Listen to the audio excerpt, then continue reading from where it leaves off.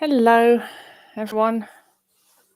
Well, this week didn't get much better, did it? COVID's bad. Anyway, on that cheery note, I can't work out this username. I think it's Neurala Eurosis. Anyway, so this person says, "Hi, Tabitha. I'm at a good weight now and I'm really into recovery. I'm just really stressed about being seen as heavy and not being able to be lifted up or anything." Well, why do you want to be lifted up? I hate being lifted up. Last time Matt lifted me up, I elbowed him in the face. I told him he was going to, and he still did it anyway, so I did. Whacked him. I don't like being lifted up. Why would you want to be lifted up? Can you really imagine, okay, so you're in recovery, and you've had eating disorder hell for however long, and you're doing well in recovery, and then you're like, you know what, I'm going to pack it in. I'm going to stop with this, because what if people can't lift me up? I'd much rather have an eating disorder and be able to be just lifted up sometimes. That's eating disorder thinking for you, isn't it? So anyway, Nurella,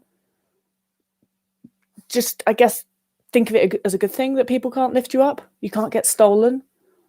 And the other thing you've put is being, you're stressed about being seen as greedy. You need to give fewer fucks about what other people think.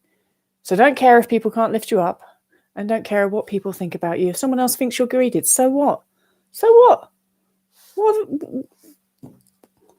It's not like, like if you think someone's greedy, it's not like you think that they're a lying bastard, or it's not like you think that they're, I don't know, there's plenty of other things that could be much worse for people to think of you. Like people think you're greedy. That's not even really a slur, is it? If someone says to me, I'm greedy, I'd be like, yeah, I am. I own it. It's just like, don't even worry about it. So what if, and nobody does think you're greedy to start with. It's just your eating disorder head that is projecting that. But even if they did, so. Okay, next. Hola.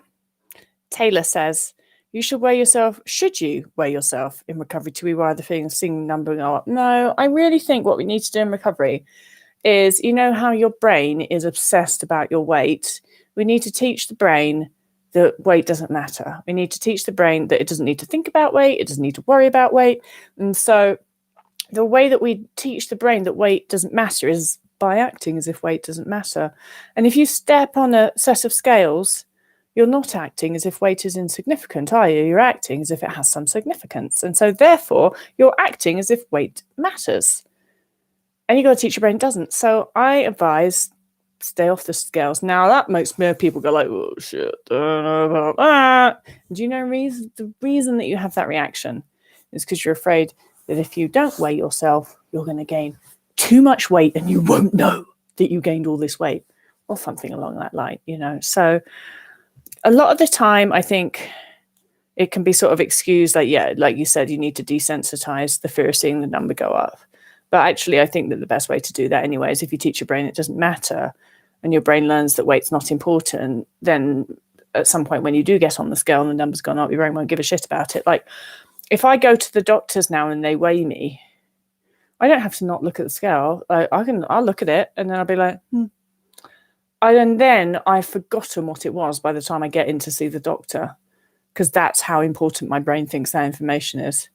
So that's sort of what we want to achieve.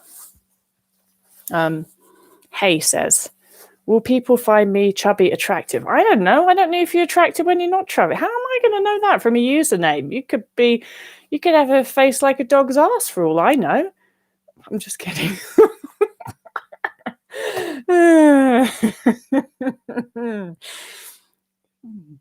Ask a stupid question, you're going to get a stupid answer. Will people find me attractive? Well, I'll answer that in a more serious note. So according to my husband, I'm much fitter now that I've got boobs than I was before I didn't have any boobs. So if you ask my husband, he thinks I am way more attractive now that I'm recovered from my eating disorder. And boobs or not, butt or not, curves or not, I do think that we become more attractive people because I don't hover in the corner by the radiator anymore, and I actually engage in a conversation, which, funnily enough, other people like it when you do stuff like that. So I think that it makes us more attractive inside and out. That's a better answer, isn't it? Sorry, hey. Chloe says, how do I fight like I don't have to actually recover? How do I fight like I don't have to actually recover since my relapse was only 4 months?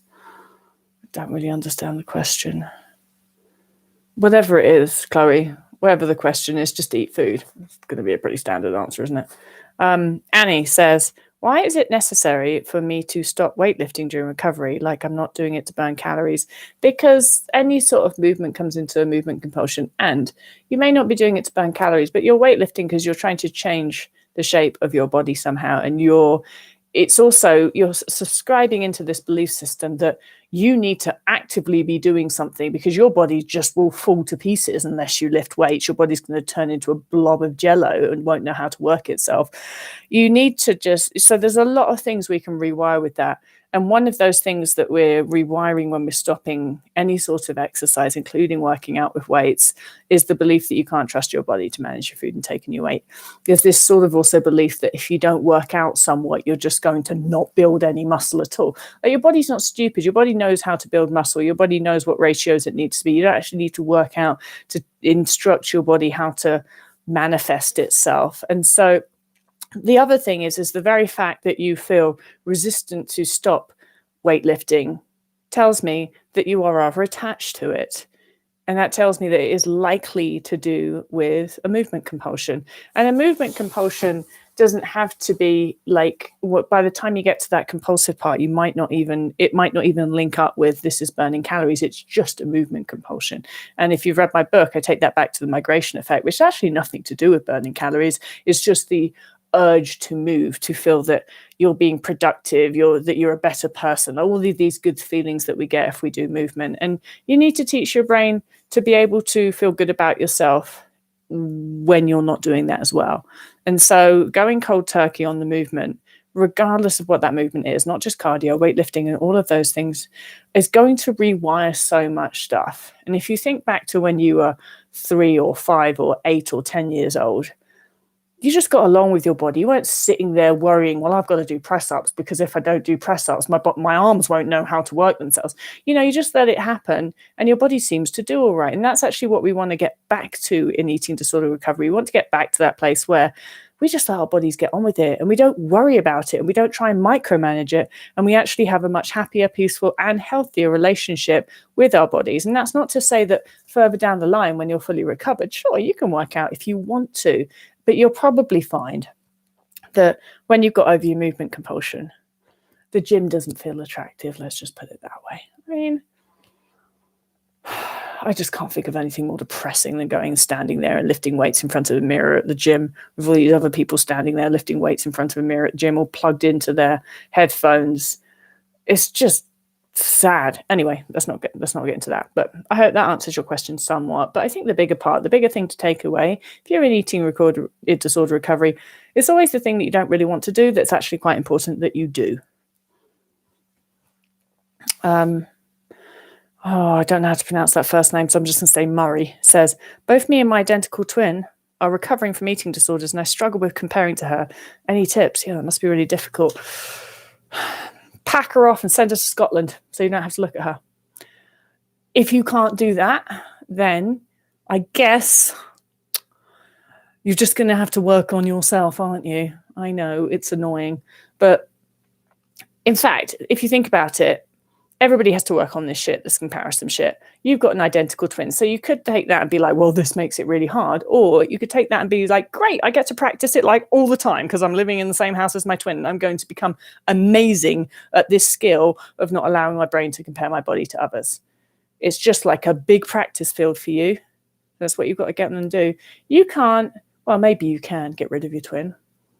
But they're saying that you can't get rid of your twin. The only other option for you, because you also can't control your twin's recovery and they may or may not recover as well, or they may still restrict. Like you just can't, let's not worry about controlling them. Let's worry about controlling your reaction to them. And so you need to get to the point where whatever's going on with your twin, whether they're losing weight, gaining weight, staying the same, whatever it is, if they're restricting, if they're eating, whatever they're doing, you've got to get to the point where None of that. You don't allow any of that to affect your recovery. And so regardless of what your twin's doing, you have to control your reaction to that. And so as soon as your brain starts to look at your twin and compare, you've got to then take an action which opposes whatever your brain is telling you about that. So if you look at your twin, your brain's like, she's skinnier than you. You know what I want you to do? I want you to get up and eat a biscuit or a packet of biscuits. You've got to take, every time your brain compares you to your twin, I want you to go up and I want you to take some recovery orientated action, which usually means putting food in your face. And you'll probably find if you do that for a while, your brain will quit it. However, if your brain looks at your twin and goes, she's skinnier than you, and you go, all right, well, I'm not going to eat that biscuit then, guess what you just did? You just reinforced that thought. So your brain's going to be like, my human paid attention to that thought. I'll do it again. And it will do it again more and more and more. So you've got to train the brain and think about it. You've got the perfect little training place here with your mirror image right there with you all the time. You're going to become very good at this stuff. Everybody should be envious of you. All right. McDonald's drive-thru. I remember that username from last time. It says, signs that you are weight restored. So let's say signs that you are nutritionally rehabilitated, because weight restored, it just sort of is maybe just looking at your weight. When I say nutritionally rehabilitated, I mean that the energy debt is paid off. If you don't know what I mean by energy debt, read it in my book or in my blog or on my other YouTube channel videos. I'm not going to go into that right now. But if that energy debt is paid off and your weight restored, then we're looking at full nutritional rehabilitation. And the signs that are happening are, number one, decrease in mental hunger. Because guess what? Mental hunger is about your brain going, oi, eat. Oi, you, eat. And when you're nutritionally rehabilitated, your brain doesn't have to do that all the time. And so that's a big sign. And then also we have the reduction in just general anxiety. You'll see a lot of the thoughts, feelings, behavioral traits, tendencies, and things that sort of develop within you as your eating disorder came along, you'll feel a weakening of those. So they won't necessarily go away, because in order to make them completely go away, we have to do the nutritional rehabilitation bit.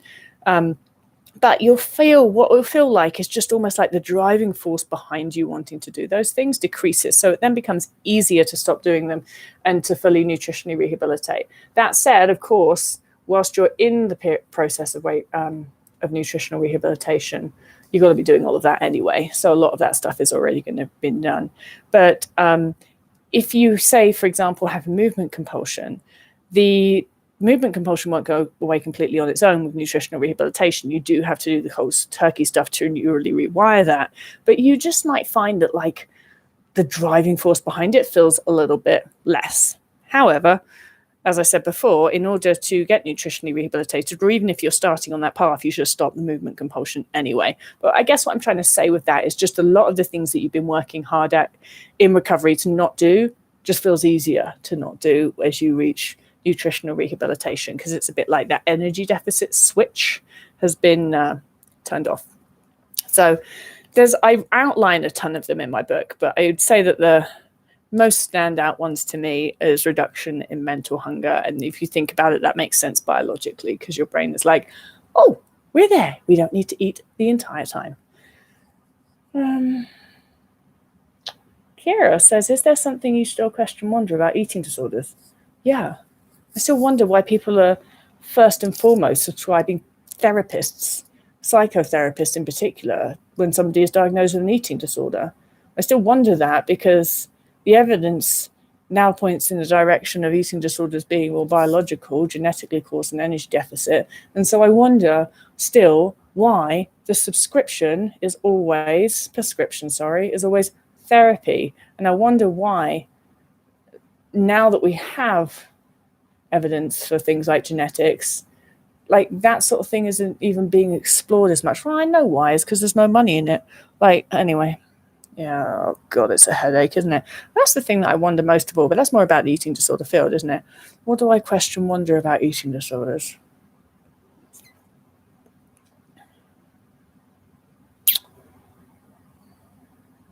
Can't really think of anything else.